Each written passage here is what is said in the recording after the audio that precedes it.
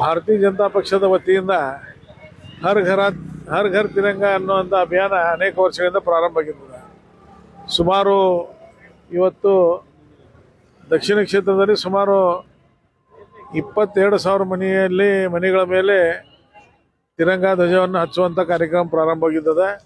ಇವತ್ತು ಬೈಕ್ ರ್ಯಾಲಿಯಲ್ಲಿ ಸುಮಾರು 5,000 ಬೈಕ್ಗಳು ಭಾಗವಹಿಸುವಂಥ ನಿರೀಕ್ಷೆ ಅದ.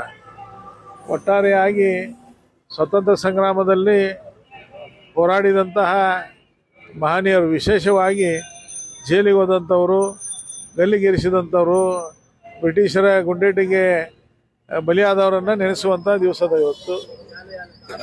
ನಾಳೆ ನಮ್ಗೆ ಸ್ವತಂತ್ರ ದಿವಸ. ಅದರ ಮೊದಲನೇ ದಿನ ಇವತ್ತು ಈ ಹರ್ ಘರ್ ತಿರಂಗ ಬೈಕ್ ರ್ಯಾಲಿಯ ಮುಖಾಂತರ ಮತ್ತೊಮ್ಮೆ ಜನಜಾಗೃತಿ ಮಾಡುವಂಥ ಕೆಲಸ ಭಾರತೀಯ ಜನತಾ ಪಾರ್ಟಿ ಬೆಳಗಾವಿ ದಕ್ಷಿಣ ವತಿಯಿಂದ ಮಾಡ್ತಾ ಇದ್ದೇವೆ.